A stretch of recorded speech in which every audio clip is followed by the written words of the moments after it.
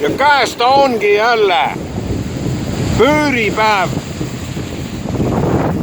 mis on üks väheseid, üldse täiesti kindlaid päevi looduskalendris, aga olles osake loodusest ja sellest mõjustatud, on see meie jaoks ju ülioluline. Pööripäev, kus mingid asjad muutuvad, mingid asjad jäävad selja teha, midagi tuleb uut ja nii edasi. Ja arvestades kogu seda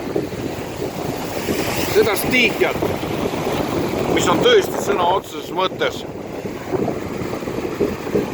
nagu see meri praegu nii kobrutab terve inimkond, terve ühiskond, siis on põhjus seda tähistada.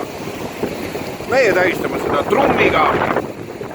Palju teda siit üldse kuulda on ja palju mul teksti on kuulda, ei tea, tuulekiirus on ilmselt 100 meetrit sekundis ja küll nii hull see asi ei ole.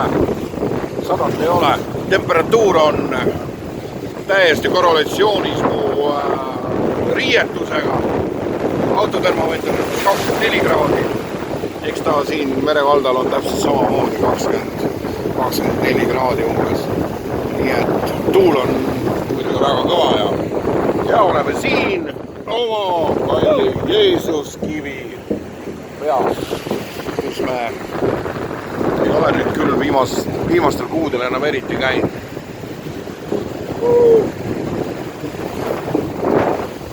Head pööripäeva feelingut sullegi sinna kodu Eestisse.